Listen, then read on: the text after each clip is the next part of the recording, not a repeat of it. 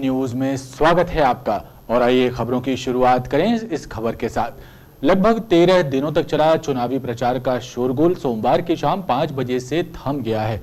ढोल धमाकों की आवाजें बंद हो गई हैं और कार्यकर्ताओं की भीड़ भी अब प्रत्याशियों के साथ नजर नहीं आएंगी।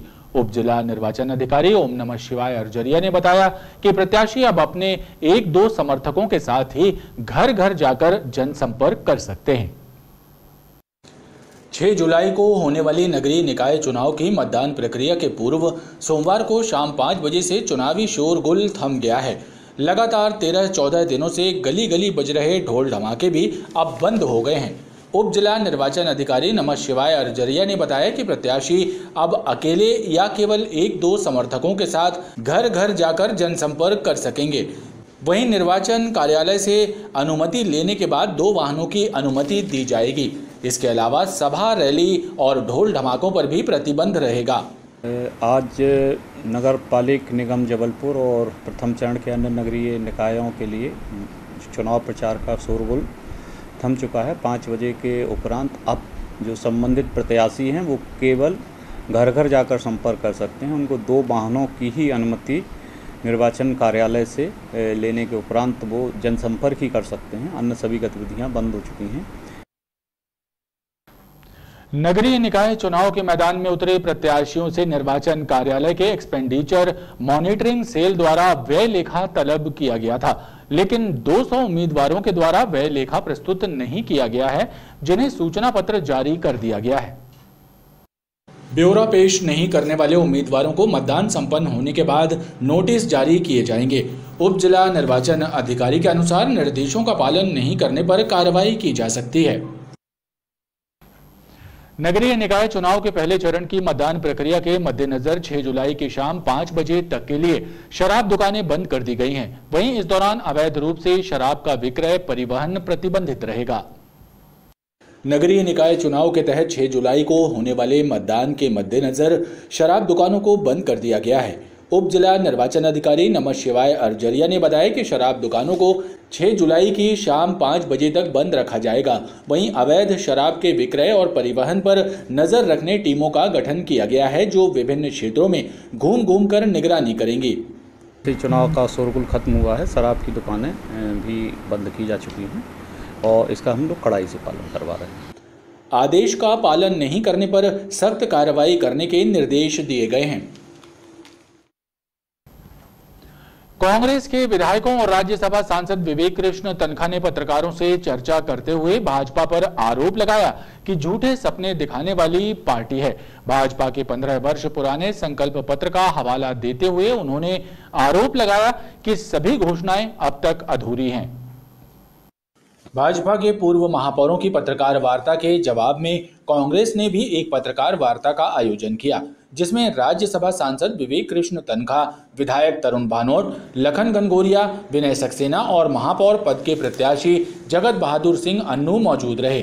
कांग्रेस के वरिष्ठ नेता विवेक कृष्ण तनखा ने भाजपा के 15 साल पुराने संकल्प पत्र का हवाला देते हुए आरोप लगाया कि तमाम घोषणाएं अधूरी हैं। चाहे अंतर्राष्ट्रीय स्तर की सड़कें बनाने की बात हो या अंतर्राष्ट्रीय स्तर का स्टेडियम बनाने की बात हो, सब बातें हवा हवाई हैं। बताना चाहता हूं आपको कि 2015 में इसी जनता पार्टी, भारतीय जनता पार्टी ने कॉर्पोरेशन के इलेक्शन में ये एक संकल्प पत्र निकाला था। इसकी कॉपी हम आपको करा के दे देंगे।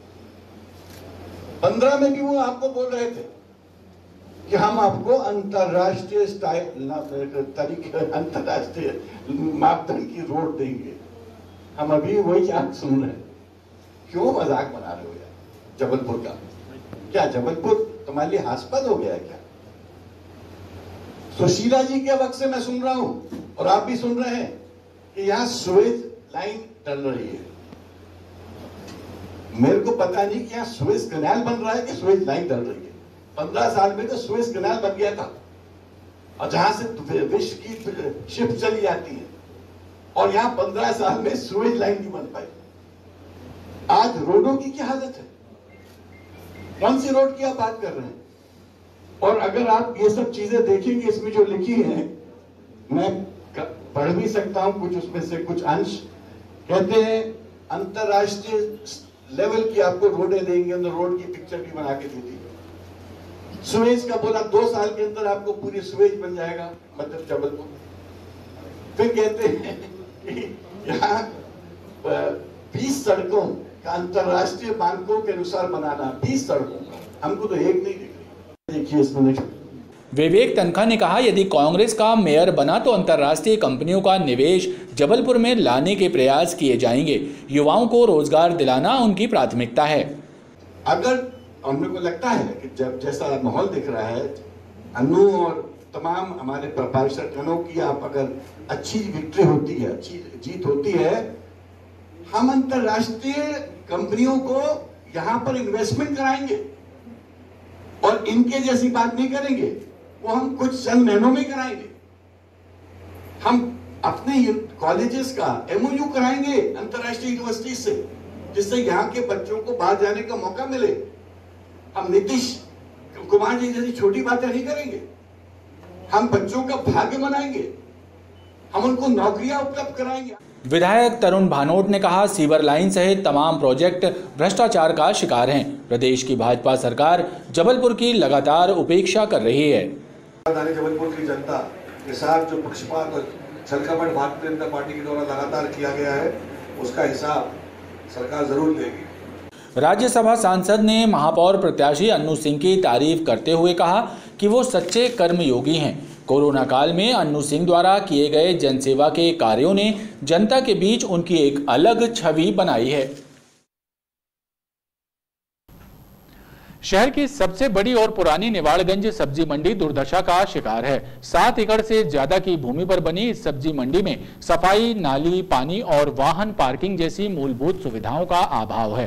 व्यापारियों का कहना है, नेता सिर्फ चुनाव के दौरान आते हैं, फिर 5 साल तक दिखाई नहीं देते।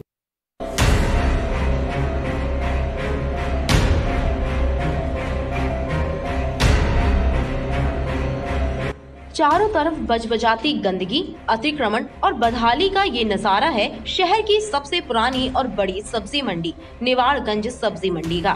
पिछले 20 वर्षों में 10 से ज्यादा बार इस सब्जी मंडी के पुनः निर्माण की बात उठी, लेकिन सारी घोषणाएं और योजनाएं हवाई साबित हुई। आलम यह है कि निवाड़गंज सब्जी मंडी में सफाई, नाली, पानी, बिजली और व्यवस्थित बैठक व्यवस्था का अभाव है। नरक जैसे माहौल में सब्जी विक्रेता यहाँ व्यापार करने को मजबूर हैं। वहीं ग्राहकों पर भी संक्रामक बीमारियों का खतरा मंडराता है। इधर पानी भर जाता पूरे रोड में, पूरे लबालब आर पार निकलने के लिए दोनों साइड।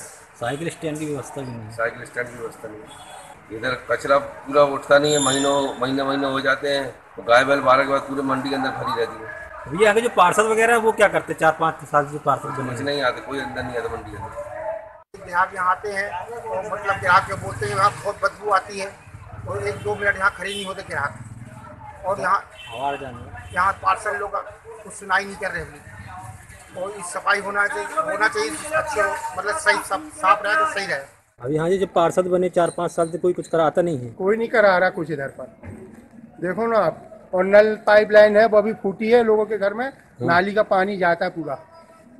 और बताएं समस्याएं बताएं ना घर की। ये देखिए आपके कने समस्या है पूरी देखो इधर पर है। एक गाय जो इधर पर मर गई थी अभी, है ये करंट आ गया रहा पूरा, ऐसा करंट आया रहा कि जमीन तक में करंट रहा। परसों नरसों पर पानी तेज गिरा रहा जब।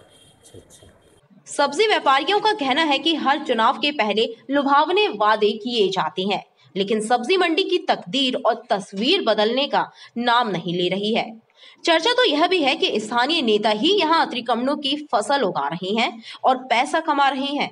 अतिक्रमण हटे तो सब्जी मंडी व्यवस्थित हो सकती है। गोरखपुर थाना क्षेत्र में रहने वाले मोहम्मद अकील नामक शख्स की हत्या करने वाले 3 आरोपियों को गोरखपुर पुलिस की टीम ने रीवा जिले से गिरफ्तार किया है। पुलिस की टीम आरोपियों को जबलपुर लेकर आई। वारदात को अंजाम देने के बाद आरोपी रीवा भाग गए थे और रीवा से उत्तर प्रदेश भागने की तैयारी में थे। गोरखपुर थाना क्षेत्र में रहने वाले मोहम्मद अकील नामक युवक की चाकुओं से गोदकर हत्या करने के बाद फरार हुए 4 आरोपियों में से 3 आरोपियों सौरभ जाटव, अनिल चौधरी और अखिलेश उर्फ गुल्ली को पुलिस ने रीवा से गिरफ्तार किया है।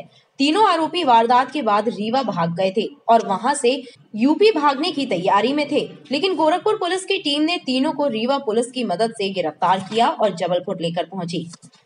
दिनांक 1/7/22 को अकील की हत्या अनिल अहिरवार, अखिलेश उर्फ गुल्ली अहिरवार, सौरभ जाटव, सुनील अहिरवार के द्वारा की गई थी, जिसमें अपराध धारा 302 का कायम किया गया था और आरोपी अनिल अहिरवार, अखिलेश अहिरवार, सौरभ जाटव को पुलिस के द्वारा गिरफ्तार किया गया है और उनको माननीय न्यायालय के समक्ष पेश किया जाएगा। इस मामले में सुनील चौधरी नामक एक आरोपी फरार है, जिसकी तलाश की जा रही है। गौरतलब है कि बहना मोहल्ला निवासी मोहम्मद अकील पर शुक्रवार की रात आरोपियों ने चाकू से हमला कर दिया था, जिसके बाद इलाज के दौरान मोहम्मद अकील की मौत हो गई थी। हत्या के पीछे जुए के रुपयों को लेकर हुए विवाद को कारण बताया जा रहा था। 173 व्यक्तियों में से 9 लोगों में कोरोना संक्रमण की पुष्टि हुई है, जबकि 24 घंटे में एक व्यक्ति को संक्रमण मुक्त होने के बाद डिस्चार्ज कर दिया गया है। गौरतलब है कि कोरोना की जांच कम होने के बाद भी रोजाना 9 और 10 के आसपास संक्रमित मरीज निकल रहे हैं। यदि सैंपलिंग बढ़ाई जाए तो मरीजों की संख्या भी बढ़ सकती है। हालांकि स्वास्थ्य विभाग द्वारा लोगों से एहतियात बरतने की अपील की जा रही है। खबरों का क्रम लगातार जारी है, आप देखते रहिए BTV न्यूज।